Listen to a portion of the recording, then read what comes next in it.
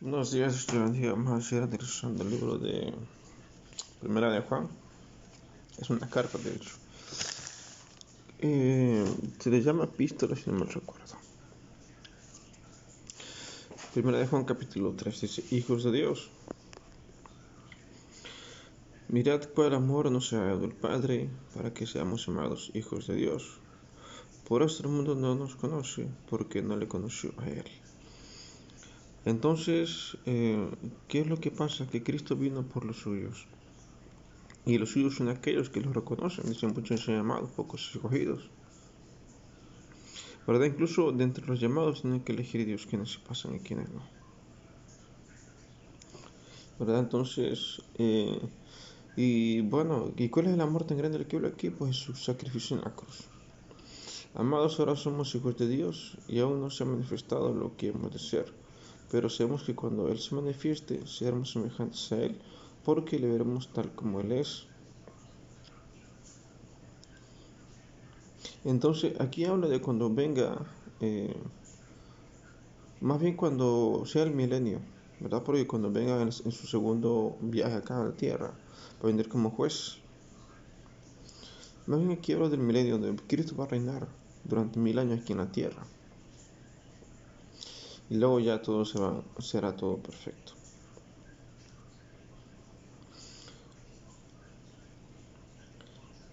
Y todo aquel que tiene esta esperanza en Él se purifica a sí mismo, así como Él es puro. Aquí quiere decir que nosotros debemos de imitar a Cristo. Si bien no lo vemos físicamente, no está que nosotros aquí físicamente, pero sí tenemos sus enseñanzas, ¿verdad? De ahí podemos aprender.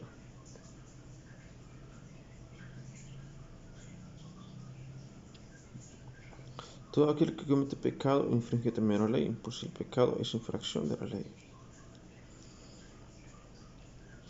Entonces de hecho, el transgredir la ley es la causa del temor, ¿verdad? El hacer lo malo es causa del temor. Dice un proverbio que el impío huye sin quien lo persiga.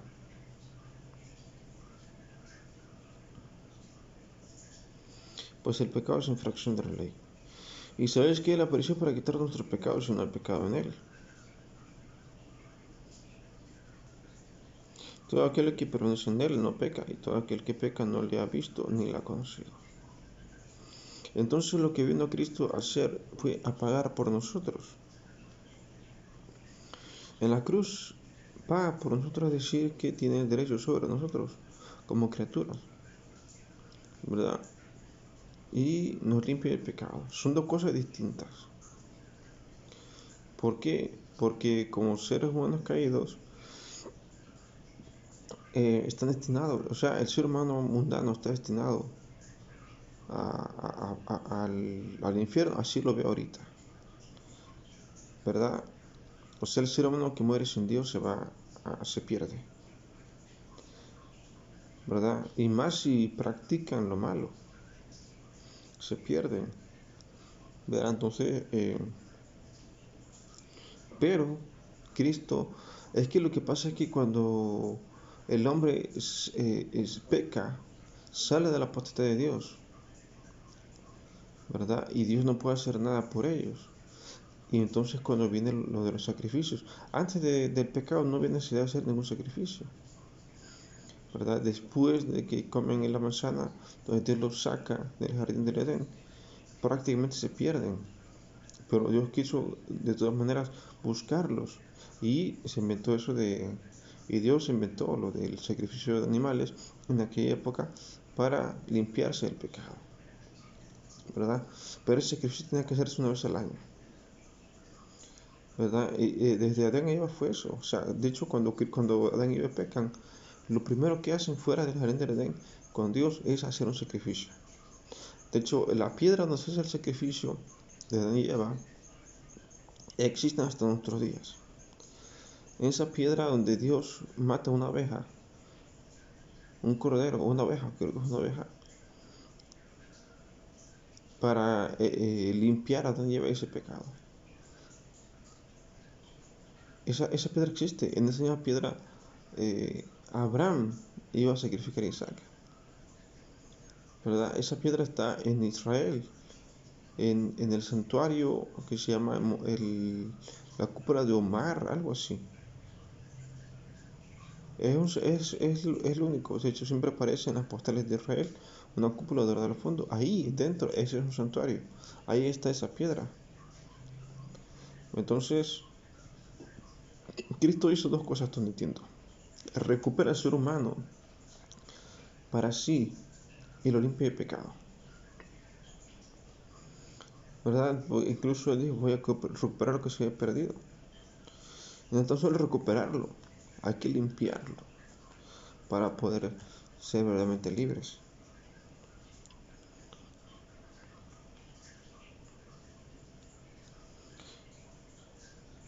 Y él no pecó, ¿verdad? Tenía que ser un cordero perfecto. De hecho, cuando nació Cristo era muy parecido a un cordero. ¿Por qué? Porque él nació en un establo donde había muchos animales. Lo pusieron en un pesebre. Los primeros que lo vieron fueron pastores, como si Cristo en verdad fuera una oveja. Los primeros que lo vieron fueron pastores.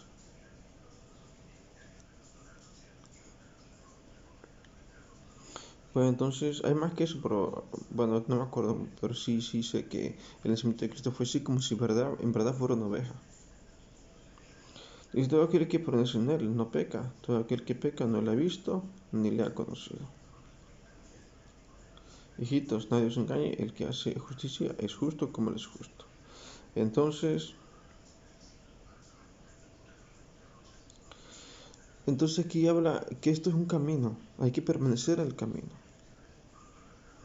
Esto es lo que tenemos un camino y pues hay que seguir, o sea, es un camino de toda la vida, ¿verdad? Hay gente que conoce de Cristo, se congrega por un tiempo, otros que no lo hacen, solamente escuchan los mensajes y ya.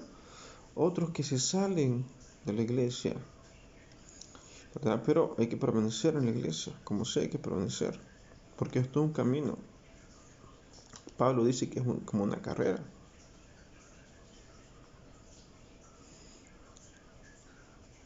Y todo aquel que peca no la ha visto ni la ha conocido.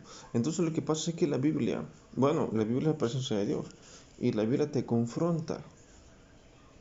Por eso que todo aquel que peca no la ha visto ni la ha conocido. Porque la Biblia te confronta. O sea, conforme tú la lees, te van a dar a entender cómo se tiene que ser, cómo se tiene que vivir, qué estás haciendo bien, qué estás haciendo mal. ¿Verdad? Algunos dicen que te redarguye. Hijitos, nadie os engañe, el que hace justicia justo como él es justo. El que practica el pecado es del diablo, porque el diablo peca desde el principio. Para esto apareció el Hijo de Dios, para deshacer las obras del diablo.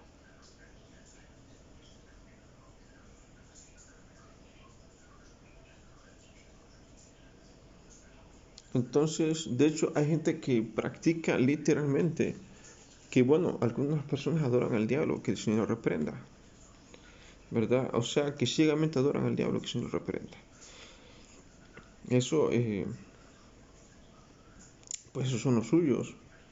Para esto apareció el Hijo de Dios, para deshacer las obras del diablo, que el Señor lo reprenda. Todo aquel que nació de Dios no practica el pecado, porque la semente de Dios permanece en él, y no puede pecar porque es nacido de Dios.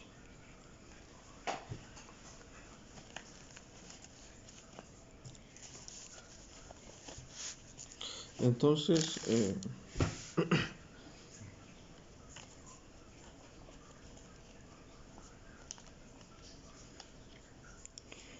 en esto se manifiestan los hijos de Dios y los hijos del diablo. Todo aquel que no hace justicia y que no ama a su hermano no es de Dios.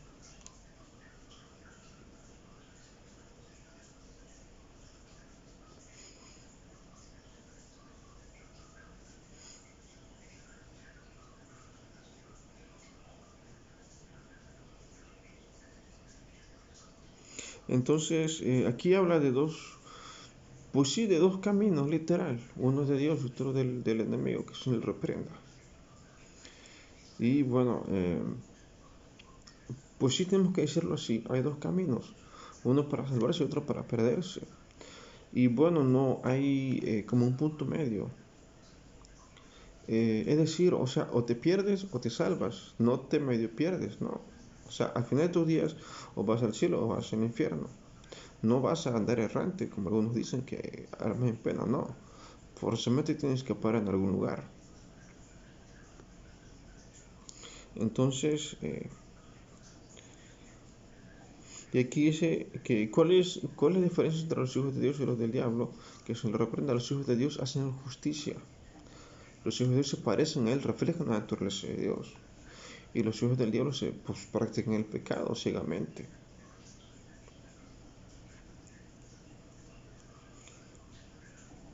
Todo aquel que no hace justicia y que no ama a su hermano no es de Dios. Porque este es el mensaje que habéis oído desde el principio, que nos amemos unos a otros. Entonces, de hecho, cuando Cristo vino, dijo tres cosas. Resumió los mandamientos en tres. Amarás al Señor tu Dios por sobre todas las cosas.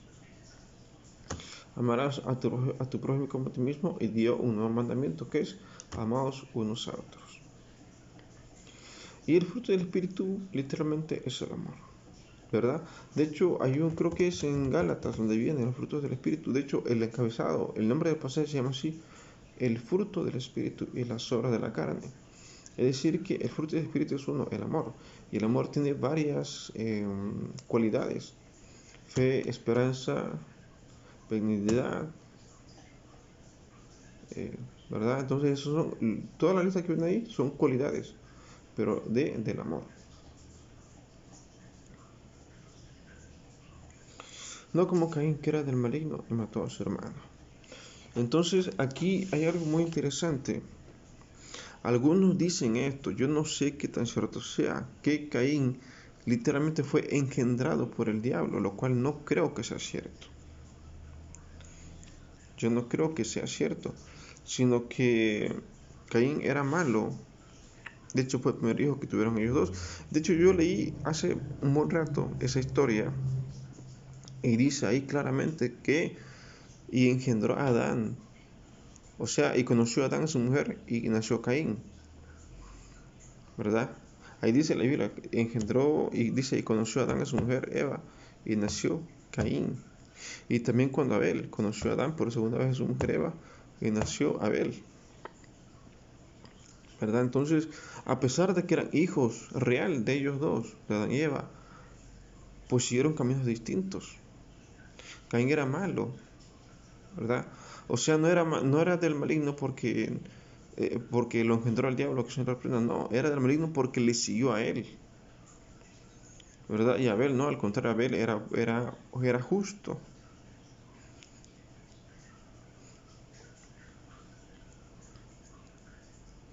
Y de hecho Abel buscó mucho a Dios, por cierto.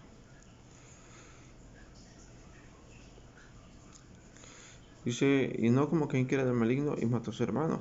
¿Y por qué causa le mató? Porque sus obras eran malas y las de su hermano justas. Aquí claramente, dice claramente porque sus obras eran malas, no porque lo engendró el diablo, porque se lo reprenda, no.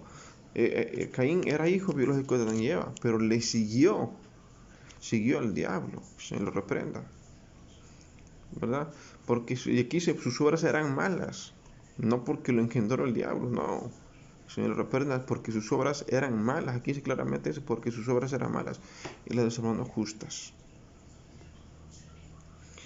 Hermanos míos, no os extrañéis si el mundo os aborrece. Nosotros sabemos que hemos pasado de muerte a vida, en que amamos a los hermanos. El que no ama a su hermano permanece en muerte.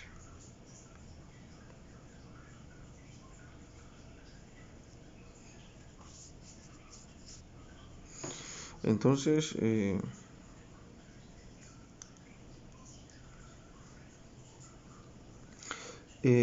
aquí, ¿quién es tu hermano? Pues es interesante aquí el contexto.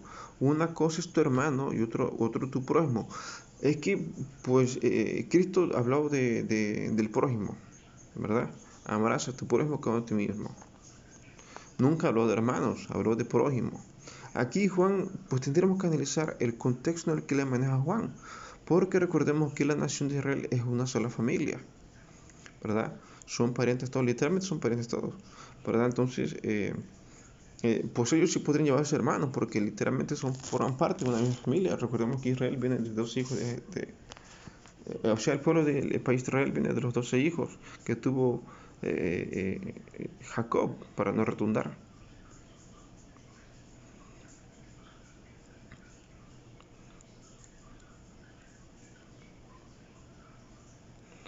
Entonces, el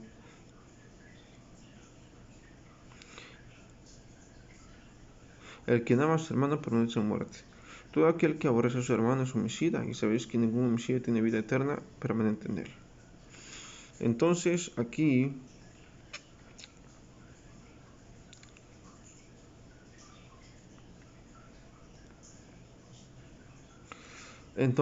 habla de una cualidad, el odiar a tu hermano. Pues puede ser tu hermano, tal vez miembro de una misma congregación, como puede ser tu hermano biológico.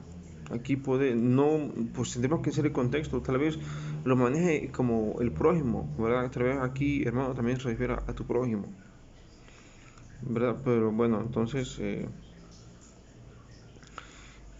aborrecer es odiar. Dice en esto, verso 16, en esto hemos conocido el amor, en que Él puso su vida por nosotros. También nosotros debemos poner nuestras vidas por los hermanos. Entonces, de hecho creo que viene en Proverbios, dice que no hay sacrificio más grande que dar la vida por tu hermano, ¿verdad? No hay, creo que viene en Proverbios. Eh, pero el que tiene bienes de este mundo y ve a su hermano tener necesidad y cierra contra su corazón, ¿cómo muere el amor de Dios en él? Entonces,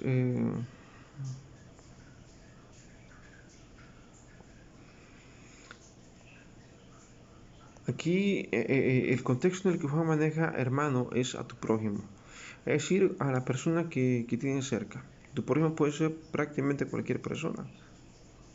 Tu prójimo es cualquier persona. De hecho, así lo maneja Cristo.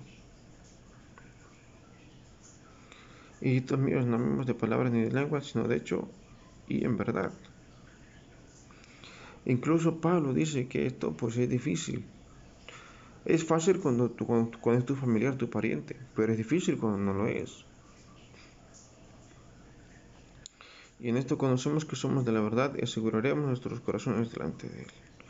Pues si nuestro corazón nos reprende, mayor que nuestro corazón es Dios, y Él sabe todas las cosas.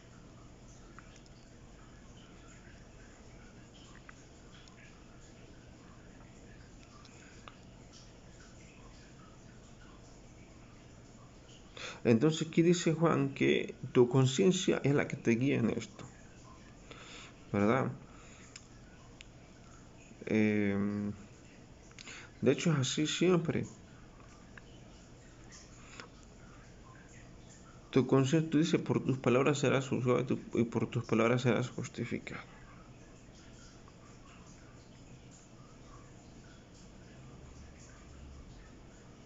Dice, amados, si nuestro corazón no nos reprende, confianza tenemos en Dios. Entonces, aquí el corazón se refiere a tu conciencia, a lo que sabes, porque dice el curso de la Biblia que Dios escribió los mandamientos en el corazón del hombre, ¿verdad? Entonces, ¿qué es la conciencia de los mandamientos? El conocer, distinguir qué está bien, qué está mal. Y cualquier cosa que pidiéramos la recibiremos de Él, porque guardamos sus mandamientos y hacemos las cosas que son agradables delante de Él. Entonces, aquí dice que la prosperidad es una consecuencia de seguir los mandamientos. Y este es un mandamiento, que creamos en el nombre del Hijo de Dios Jesucristo y no seamos unos a otros como nos lo ha mandado. Entonces, de hecho, es el creer en Dios, en creer que Cristo es el Hijo de Dios es para salvarte, ¿verdad? Dice el que creyera en Él y fuera bautizado será salvo. Y este es un mandamiento, que queramos en el nombre de su Hijo Jesucristo y nos seamos unos a otros como nos lo ha mandado. El que guarda sus mandamientos permanece en Dios y Dios en él. Y en esto sabemos que Él proviene en nosotros por el Espíritu que nos ha dado. Entonces, aquí Juan dice que debemos amarnos unos a otros, ¿verdad? Que debemos de procurar el bien unos con otros, ¿verdad? Y no es fácil eso, definitivamente no es fácil.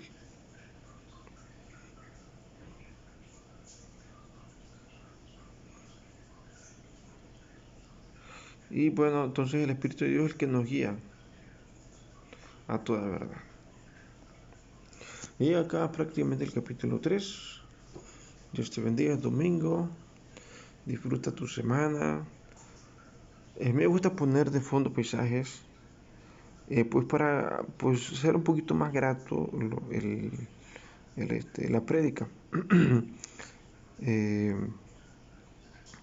pero bueno, la vida se hizo para disfrutarla todos los días. La vida está hecha para ser abundante, feliz y próspera, ¿verdad? Estar cerca de Dios es lo que nos asegura eso. Y bueno, sé feliz, Dios te bendiga.